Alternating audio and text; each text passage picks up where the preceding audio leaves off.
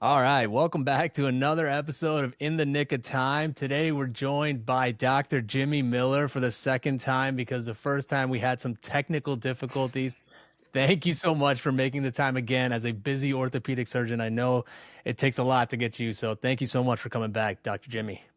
No problem. Thanks for having me. Hey, listen, let me give you a quick intro on Dr. Jimmy Miller. He specializes in hip and knee replacement surgery using minimally invasive robotic assisted techniques. Robotic assisted, that's pretty cool. To provide his patients with less operative pain, quicker recovery, and quicker return to daily activities. Dr. Jimmy Miller, where does this podcast find you? Yeah, so I'm in Columbus, Ohio. I've been here since 2018 after I finished fellowship in Pittsburgh, actually at Oh, Allegheny General.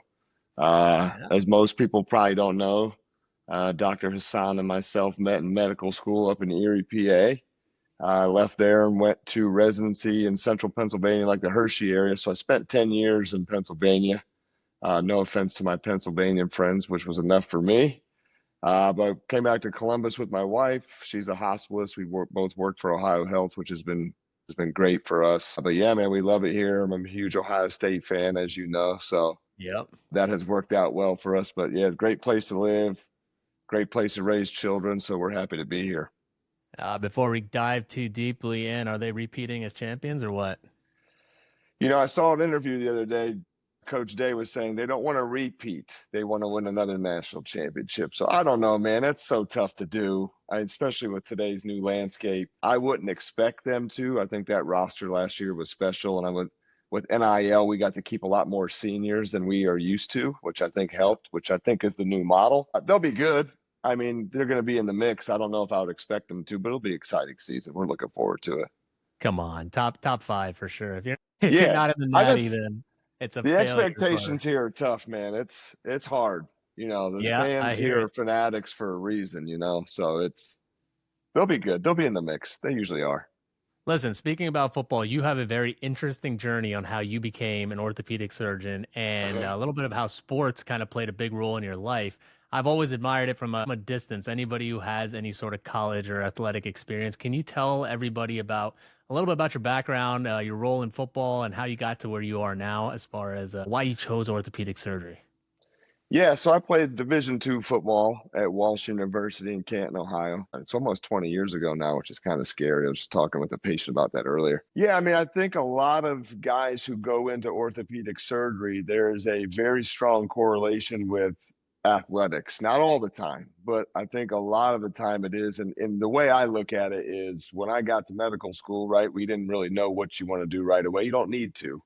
But as I got through it and I started shadowing and getting into the operating room, I'm more of a hands on type of person. And I think a lot of athletes are. I think it correlates with, now I'm not saying you have to be an athlete to be a good surgeon, but I do think that the hand eye coordination and just athleticism in general does portray you to being a little bit more prone to being good in the operating room with using your hands. But yeah, I mean, I would say a lot of the guys I did residency with may not have been all college athletes, but a lot of us were, very involved in athletics. I think the other thing that's important, I think you would agree with this at LECOM, I think they put a high priority on accepting medical school patients from college that also played a sport. We had a lot of athletes in our class.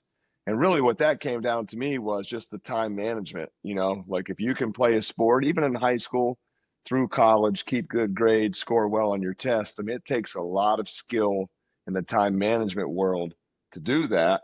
And when you get to medical school, first day, they threw up that picture. I don't know if they did this for your class with the fire hydrant with the Hmm. water spraying out of it and basically told you, this is going to be like trying to drinking water out of a fire hydrant because that's just how much information there is. And you got to try to keep up with it. And to me, I think that they had found a correlation between if you were good at that in college playing sports and keeping good grades, that they found that those people typically do well in medical school. So I think, with all that being said, long answer, I think that's a lot of where the correlation comes from, not only for med school, but surgery as well.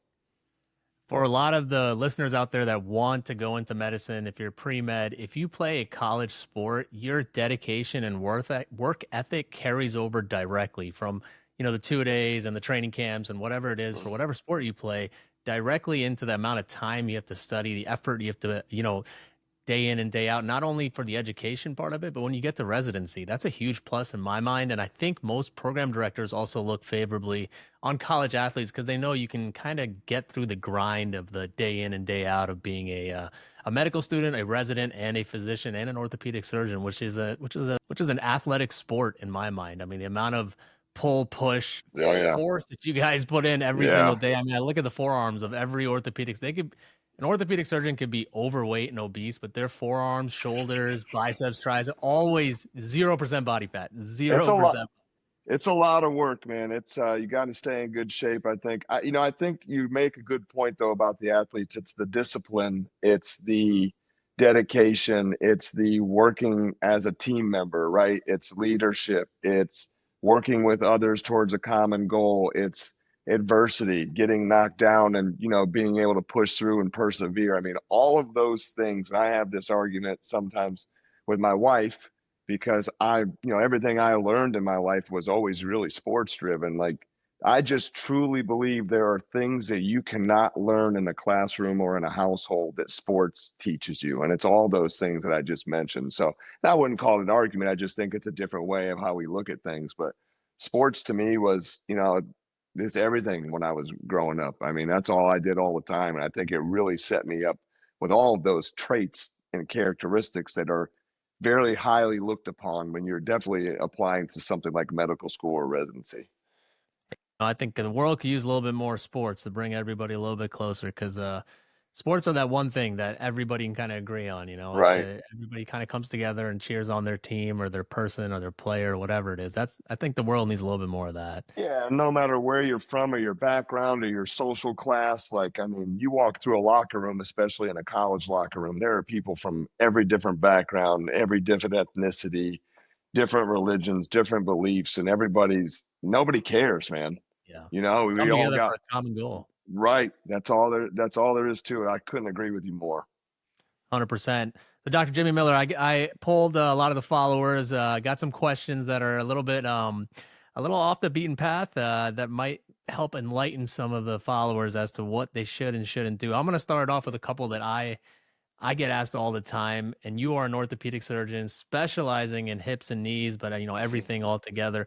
Tell me a little bit about first answer that comes to mind. Are treadmills good for you or bad for you in the long term? Yeah, I mean, I think treadmills are fine. It really just comes down to high impact versus low impact. If you're just walking and you're not really high impact running or jumping, then I think it's okay. I try to tell my patients, like, do whatever it is that you can tolerate. That whole, this no pain, no gain thing that we grew up with as kids, I don't know that it's around much anymore. Like, I don't really subscribe to that, especially when you're talking about joint pain or orthopedic issues. My recommendation typically is just modify your activities to whatever you can do. But to be honest with you, I mean, the best exercise or type of exercise for any of us is probably in the water. I mean, it takes a lot of the gravity off of your joints. And there's something very therapeutic about the water to patients and just people in general that I don't think we can describe or scientifically define why, but it does do very well. But yeah, I mean, I think treadmills are fine. Depends on if you're walking, if you're running, jogging up a slope, down the slope, whatever. But my main my main instruction would be if it's not painful and you can do it to get good exercises, have at it for sure. All right. How about heavy squats, low reps, or low weight, high reps for squats? Yeah, I think it depends on what your goals are. Like if you're trying to build muscle and, gain weight, I mean, you want to go with the heavier with low reps. I think most people who exercise know that higher reps, low weight if you're trying to lean out. In my world, hip and knee Hmm. replacement, we're trying to preserve the joint replacement, which is the liner, the plastic liner that's in there, right? So it's kind of like a tire, is how I kind of describe it to patients. The longer you have it in, the more high impact activities, the more you beat on it, the higher chance you have of wearing it out quicker. So I personally tell patients, body weight squats and lunges if you're going to do it. And if you have any pain, don't. Me personally, I work out 5, 6 times a week myself. I have even moved to, I'm 41 now, so I'm starting to get those aches. I've even moved to just body weight squats and lunges because I've got some knee issues, especially with lunges that just bother me. So again, at the end of the day, I really just think it's whatever your goal is and how much you can tolerate. I love that because I made a video. I don't know if you saw it. I made a video of a gal who got injured doing heavyweight squats at a young age. And Mhm. I kind of put out there that as I get older, I myself have shifted from doing heavyweights, back in the Lecom days Yeah, over at the Wellness Center doing heavyweights. Now I'm just doing less than 135, maybe 95 pounds at most on the squat belly, if I even do squats. And I basically related it to the fact that I've seen so many patients, people as they age, when they do heavy squats, they pay the price in the back end of their oh life, and yeah, it's probably not worth it unless you're a competitive athlete or competing in a bodybuilding contest or something along those right. lines. The wear and tear on your joints is just, and your back specifically, is just not worth it. And I have back pain now, and it hurts, man, at 38. So Yeah, I I just appreciate that response. Yeah, and my other thing I think is I have the hindsight a little bit. I got kind of lucky, right? So I went through after college, man, I stopped doing, power cleans and squats because I'm built naturally wiry anyhow, but I do see patients come through all the time, and most of arthritis is genetics. That's probably the biggest piece of the pie chart. But no doubt, wear and tear over time, it happens. And I tell everybody, if you're lucky enough to live long enough, you're going to have some aches and pains. The alternative is not a better one. But yeah, take it from me. I mean, I watch it all day. I used to do heavy lifting like you did when I was in college, and now I'm more trying for flexibility, my core, and just cardio because I'm not out here trying to bench press 300 pounds anymore. It's just not in the cards for me. Absolutely. It takes a lot to maintain that lifestyle too. The amount of food you have to eat to just kind of replenish your Yeah, body is just not worth the risks. I have a personal question. I have read a little bit about this peptides and that kind of thing. Can you yeah. explain the role of peptides I mean, the reason why everybody asks me about peptides specifically has to do with building muscles, testosterone, those kind of things. What's the role of peptides in orthopedic surgery? Is it healthy? Is it safe? What is it? Yeah, I mean, I think peptides are fine. I think they fall into a category of most supplements, right? Your glucosamines, your turmerics, your hyaluronic acid injections. There's all kinds of alternative types of treatments. For me, I think the easiest way I always try to do everything is evidence-based, right? Like if I can find a study or there's something that's in the journals that is really working well for patients, I'm all for it.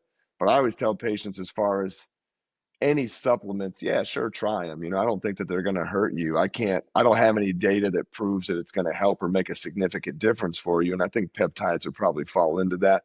When it comes to joint preservation or joint health, I don't know that peptides have a major factor in that. They're probably more like you said for muscle strength and building muscle. But yeah, I don't think they're going to hurt you. I just don't have any data from an orthopedic standpoint in my world of hip and knee replacement that is certainly going to make a difference for you.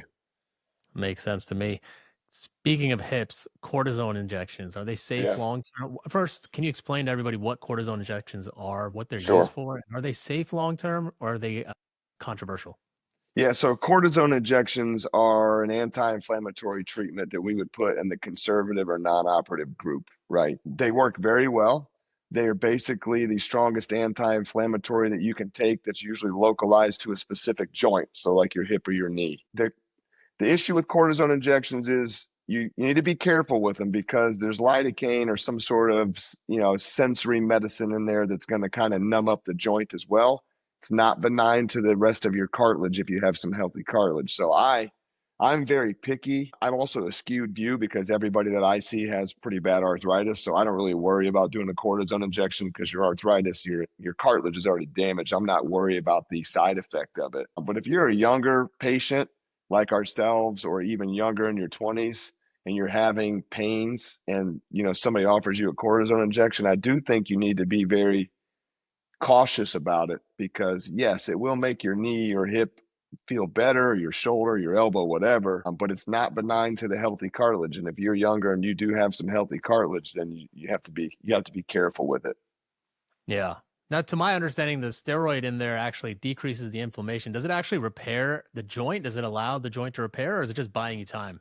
Yeah, so good question. So basically, it's just an anti-inflammatory, right? So we'll typically start with like an oral anti-inflammatory medication first. If that doesn't work, we move to the injections. But yeah, I mean, you're injecting a cortisone steroid into the joint. that acts as an anti-inflammatory. When your cartilage starts to degenerate, it gets inflamed. The bones rub on each other. Inflammation causes pain and swelling. That cortisone injection directly into the joint decreases your inflammation, which should improve your pain and swelling. And then we can do them every 3 months. Eventually, they will stop working. And, then you're kind of looking at a different discussion. Yeah, absolutely. Now, in the previous podcast, I don't remember how we got to the topic, but you kind of gave the opinion that, hey, when I see a patient, it's not 100% you're going to have surgery.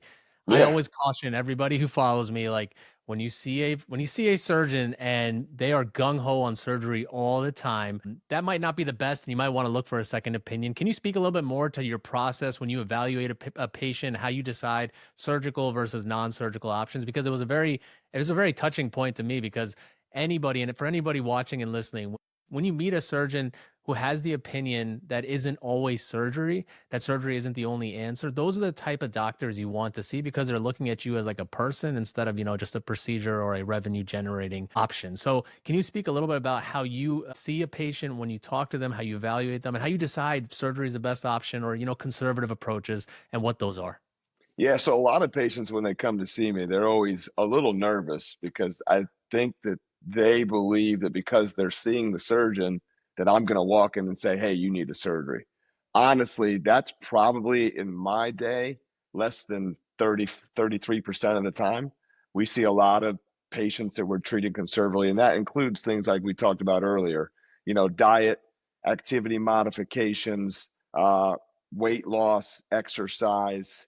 Then we'll go to oral anti-inflammatories or topical anti-inflammatories, which are medications. And then you move on to injections. And then, eventually I try to hold off on the injections as long as I can, because I know once we start the injections, you're starting down a road that eventually those injections are going to stop working. Your cartilage is continuing to get worse. Your body gets tolerant to it. And now you hit that fork in the road where it's like, okay, I need to decide, am I going to live with this pain? Is it affecting my quality of life enough that I need to make a decision on surgery or not?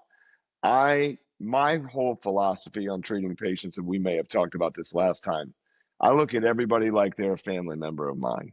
Like if this was my mother or my father or my brother or my cousin or a good friend of mine, knowing what I know, or if it was my hip or knee, and knowing what I know, how you're feeling, what you failed as far as treatment goes, then what would I recommend for my family or myself, right? That makes it very easy to me, because honestly, then I'm never doing anything questionable, and I'm making, in my mind, with everything that I've learned, the correct decision. Now, it's not my decision to make either. So that's the other part. Is like I tell patients, if you don't want to have surgery, I'm never going to force you. That's not my job. My job is not to tell you that you have to have a surgery.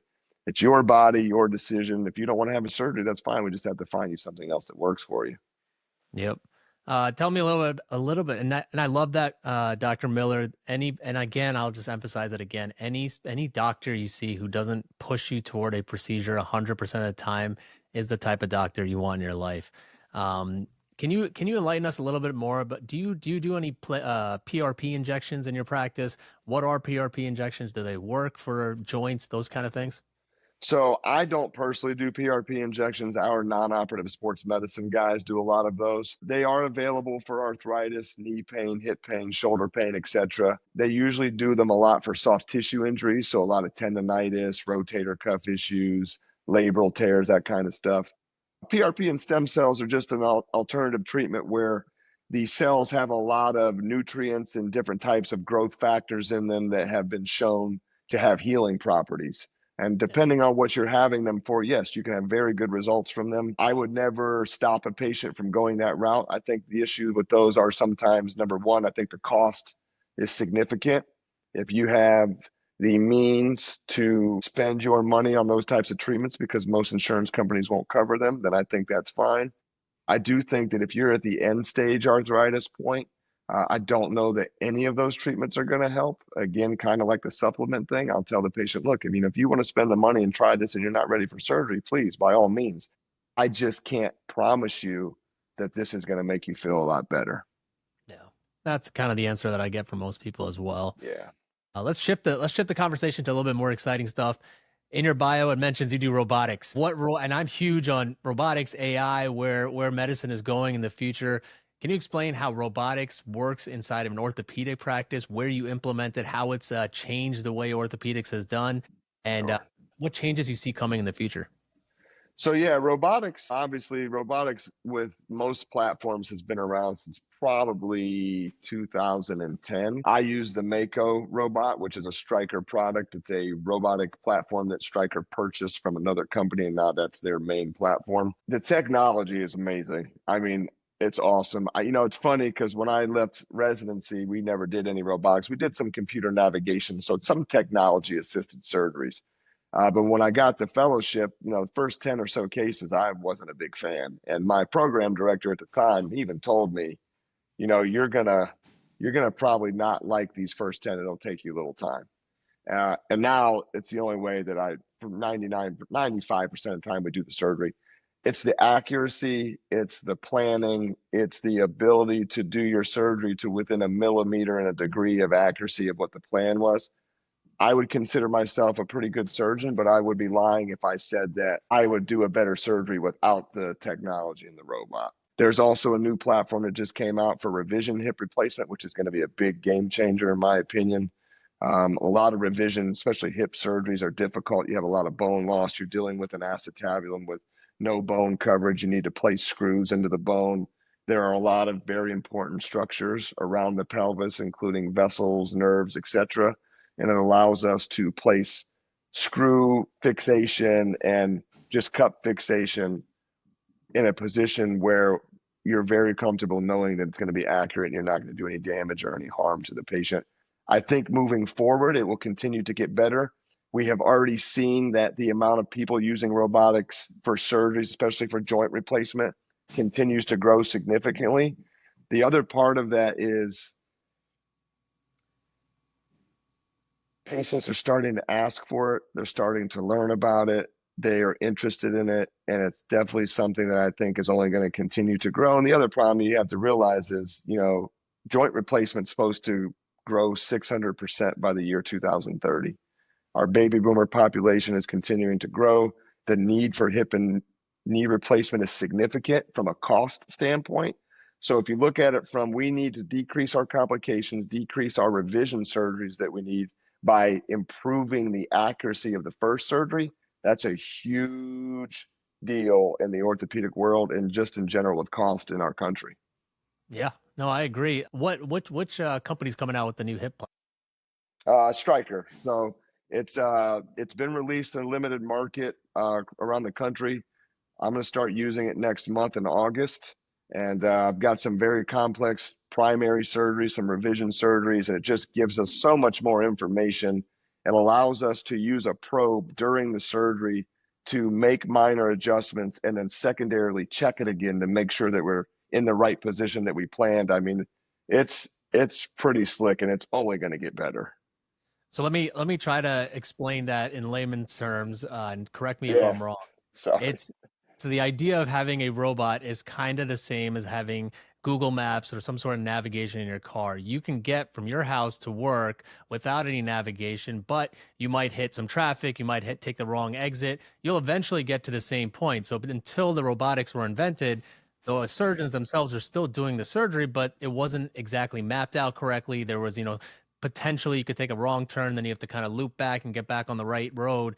With robotics, that shrinks the chances of having those wrong exits off of the highway, and therefore decreases the amount of time it takes for the surgery, decreasing your chance of infection, decreasing your pain afterwards, decreasing the size of the incision that's necessary, Correct. overall Correct. improving your outcomes, but also decreasing the chances that, hey, you take a left and you end up in another state and you have to come all the way back, kind of referring to coming back for another surgery, decreasing the chances that you have to come back for some complication. Do I understand that correctly? Yeah, so you're decreasing the outliers, right? You're decreasing the more poorly performed surgeries, especially for people who don't do a lot of them. But yeah, I would put like you live in Pittsburgh, right? I mean, I lived there for a year. If you make a wrong turn there, it's going to cost you about 30 minutes, Mhm. right? So yes, I mean from a minimally invasive standpoint, correct. Smaller incisions, less soft tissue dissection, better planning, more accurate. the robot is an arm that I still control. A lot of people think robotics is I'm sitting in a corner playing a video game. That's not how it works. Yeah, but I mean, for me, it's the planning, it's the accuracy, it's the invasiveness, it's the satisfaction of how well the surgery's done, how well the patients do. It's using all of the tools that we have in an ever evolving medical world, including surgery, to the best of our, for the best interest of our patients. I mean, honestly, man, if I'm going to have a hip or knee replacement, I mean, I don't know how much stronger of a uh, suggestion or backing of it I could give. That's how I'm going to have mine done, like no doubt.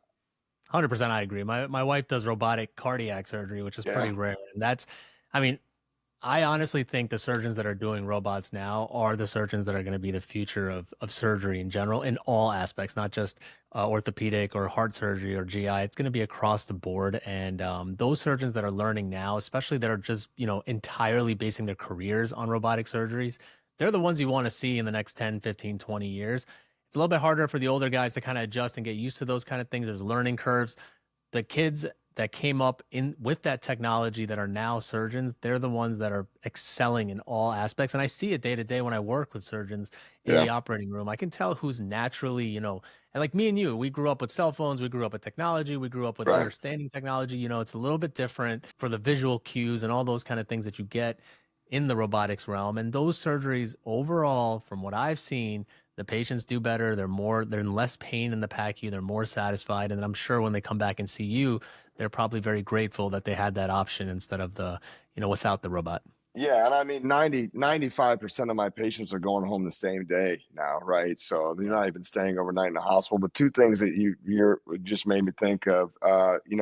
I had a couple older surgeons that I worked with in Pittsburgh, and my mentor is like my second father. He's an older surgeon. He's not old by any means, but he's towards the closer to the end of his career. Uh, Told me something I'll never forget. He goes, "Listen, there's going to be new things that are going to continue to come out in your career. Don't ever turn your head to it, because you need to be open to new suggestions and new techniques, because if you don't, you're going to get left behind."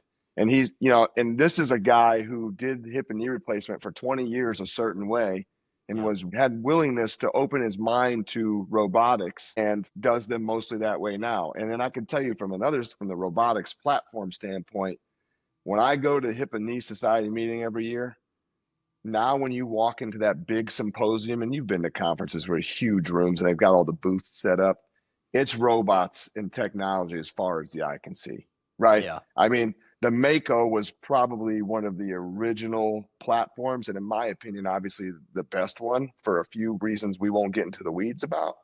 But when you go to a conference like that and you see that that's what everybody's doing, and every company is trying to get their piece of that market and their Yeah. piece of being able to treat their patients and offer it to their patients and their surgeons, I Yeah. mean, we can kind of already tell where it's going to go.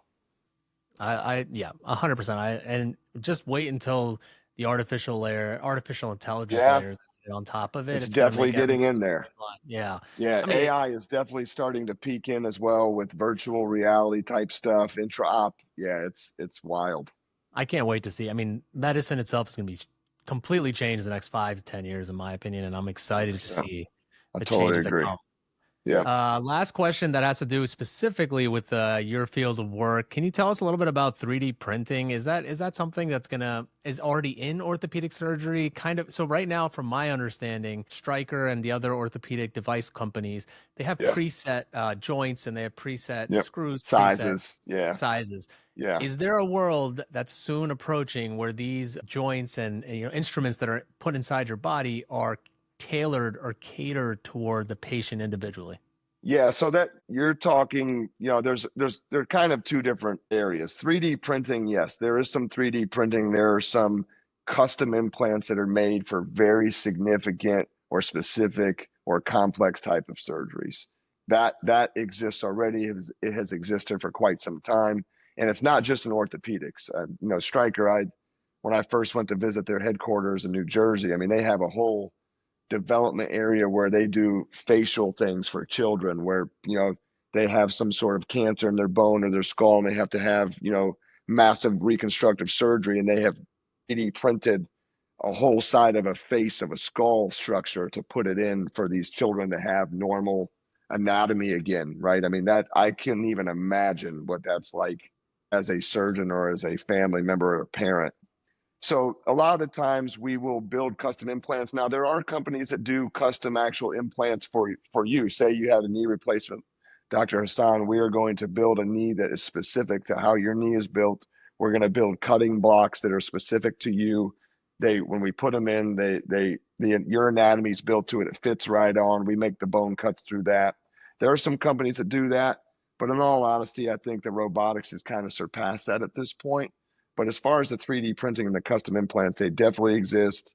It's not all that common that they're used. Some of our bigger complex revision surgeons probably use them a lot more. They're very expensive because they have to be made out of the products that we're currently using. And they'll usually print out a 3D model of your pelvis and then build that implant. And I mean, we're talking thousands and thousands of dollars, five Yeah. digits, thousands. And then they'll send the implant. And, if you have like a hemipelvectomy where half of your pelvis has cancer and it has to be removed, well, you have to put something back in there to keep your structure. So those types of things exist. I think they will only get better.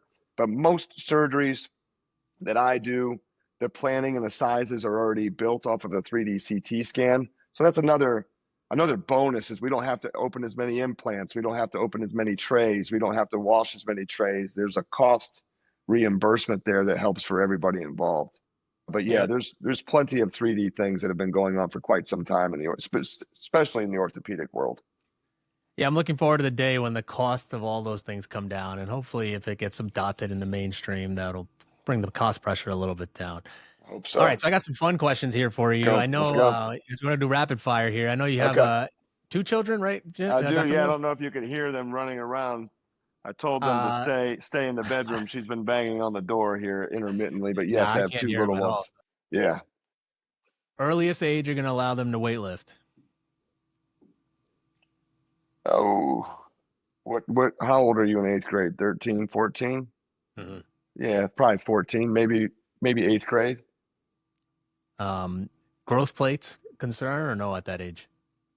Depends. Everybody's different. We all grow at a different rate. I mean, you can get x-rays that will show if your growth plates are still open, but I don't know that I would have concern at that age, at 14, especially for boys. I think our growth plates close a little bit earlier Yeah. naturally than females, and females for some reason are still a little bit more mature than us at an earlier age, even though skeletally, physiologically, they're not. Yeah, Yeah. I would say for my son, if he wanted to start weightlifting, I think eighth grade.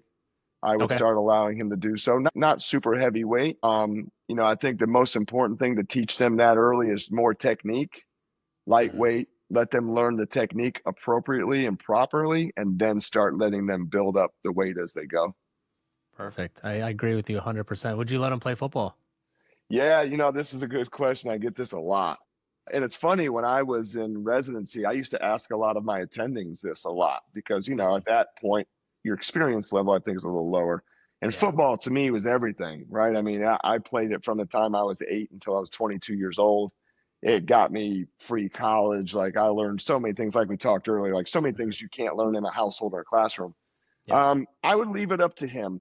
I think they do a much better job nowadays of starting them in flag football first, letting them learn the game of football, teaching appropriate tackling techniques to minimize the risk of injury. But let's be honest, I mean, there are studies that show that soccer players have more concussions than football players at times. When you start getting to the college level in the NFL, I think that's a different ball game. If he had a couple concussions, I would think twice about letting him continue. But I had an attending who used to tell me, no, I would never let my kids play football. And he had three boys who were in gymnastics. And before I finished residency, their gold level gymnastics instructor was 22 years old, broke his neck on the pommel horse, and was a quadriplegic. Yeah. So it's like, I guess my point there is, no matter what sport or activity you're going to play, there's going to be an inherent risk of injury, parent by parent basis. But yeah, if he wanted to play football, I would let him, but I wouldn't push him. I want him to do things he enjoys. Yeah. Another question: how long after an ACL surgery are you allowed to go back to playing sports? Yeah, I think that's dependent on just how your rehab goes and your physical therapy. I mean, most people would say probably be around a year. Yeah. But nowadays, man, these athletes, I mean, the techniques are getting better. Athletes are recovering quicker. I think the recovery process and some of the supplements they probably take legally are even better. But I would say most of the time you're probably looking at like between 6 months and a year, probably more close to 9 to 12. Yeah. I agree with that. The recovery, hyperbaric, all that kind of stuff. Yeah, there's all kinds of stuff. Best diet that an orthopedic attending would recommend. I'm biased because I do the keto intermittent. We changed. Luckily, my wife changed with me. I wouldn't have been able to do it by myself. I mean, I think when you live in a household with a family, everybody's got to kind of adopt it for you to stick to it and not be a pain. But yeah, I honestly, man, since I switched to keto, mostly a lot of fish, chicken, vegetables, intermittently fast, I think is a whole another part of it that helps. Sometimes when I cheat, even if I intermittently fast, I'm still, because I weigh myself every morning. That's how I keep myself disciplined enough to hold myself accountable. Yeah. But yeah, man, I just think that Mediterranean diet, I mean, if you go over to Europe or Italy and those areas, and those people are in such great shape and they eat later at night, they eat just as big of portions, and I don't know that they're exercising that much more. And I think if you looked at their average population to ours here in America, there's a significant difference. So that's for me, I like to stay lean. I don't need to carry extra weight around anymore. And I'm going to try to do this for another 20 years if my body holds up. So that's what I would recommend. Favorite place to vacation? Anywhere with a beach. My favorite place I've been to lately, we went to Jamaica a couple times for a couple birthdays, but we're going to start traveling to the Caribbean. I've never been. So we've got that coming up. I think that once we go there in January, it may become my new favorite place. But I like to try new places, man. I'm not, we've talked about, getting a timeshare or trying to get Don't a do it. second place somewhere. No, because my wife and I, she's Vietnamese, like, Yeah. Twee. Yep. She Yep. likes Yep. to travel a lot. We like to try new places. And if I feel like if we did the timeshare thing or something along those lines, you Yeah. feel like obligated to go back. Yeah. Yeah. I mean, anywhere with a beach, tropical, that's warm, sign me Caribbean's up. great, man. We just got back from Dominican Republic. That was fantastic. And we always look for a beach wherever we can go. So Yeah. 100% agree with that. So as we wrap this up, Dr. Sure. Jimmy Miller, can you tell everybody a little bit about, so I actually, one more question I have for you. Yeah, go ahead. What is a DO and where does that compare to an MD? Yeah, I mean, I think nowadays, DO and an MD, as the medical school training is the same. We learned a couple extra techniques as an osteopathic physician that I don't think 95% of us use much anymore with the manipulative medicine. Um, there used to be I think a separation between the two, but now, most of the country in the United States, I think, has adopted the DO as an equivalent, which I would say it is. Yep. Maybe a little bit biased, but now even with training with residency, all as you know, I mean, they've merged the educational part, so everybody takes the same boards, they have the same accreditation requirements. So to me, it's all the same. And I live in the Midwest, right? So we don't get a lot of questions about it. Here we go. I hear him. I hear him. Come here. Do you want to say hi? Okay, I'm sorry, but Daddy's almost done. Do you want to come say hello? Okay, well, can you close the door and go hang out with Mason? I will come deal with that in a second. Okay. All right, close the door. Thank you. I got it. Go ahead. Sorry. All right, we want to do No, the DO dude. thing. Love the Want to do the kids. DO thing again? No, it's good, man. That was fantastic. All right. And I had one more question, but I lost the train of thought with your She's been daughter. pounding on the door for like 5 minutes. I'm like, get out You of should get here. her on. My son loves hopping on this and just talking on the mic. Just get one of these microphones and Yeah, they'll be they'll all tell. for it. Yeah. It's the best. Finally, I remember the question now. Speaking of your Yeah. daughter, she wanted to go to med school. Would you advise for it or against it? That's another good question on top of that comes up a lot. I mean, I want them to, like, going back to the football thing. I just want them to do what they enjoy, right? Yeah. My wife and I have this discussion a lot. In her culture and world she grew up in, education is the most important part of growing Yeah. up, and that's a non-starter, right? Yep. I totally agree, but I do think that you need to be well-rounded, right? Which is with the Yeah. sports, and it doesn't have to be a sport. If you're in the band or you're a choir singer or you act in plays, like you have to have something else that rounds Yeah. you out, and teaches you things that I can't teach you. Now, when it comes to medicine, I don't know where medicine's going to be in 20 years, but Yeah. I wouldn't push them away from it yet. Yeah. I just want them to do something they love because honestly, man, I don't know how you feel. I never look at the clock. I have never worked a day in my life. I grew up doing construction and landscaping and things. My grandfather owned a construction company. I watched all my uncles, my cousins just beat their bodies up. And the work was great. It was good money. But for me, it gave me a little insight. I would have stayed in school 30 more years if it meant I didn't have to do that Yeah. stuff anymore. I agree. Um, if they love it, I would let them do it because Yeah. it's there's good job security. Hmm. There's something very satisfying, at least for me, in taking care of patients and making a difference for them. And again, like I said, I mean, I never dread going to work. I really Yeah. don't. I've had a couple days here and there, like complications happen, things happen. And I take them probably more personal than I'm trying to get better at it. But I want everybody to be perfect, right? Like I Yeah. want it all. That's never going to happen. But when I show up for work, man, I've never dreaded it. I had jobs where all I would do was sit there and stare at the clock. I don't want that for them either. And if medicine is what they truly enjoy, I'm all for it, man. I 100% agree. I think medicine itself, or sorry, I think being an anesthesiologist best job in America. I hands down think it's probably the best job in it.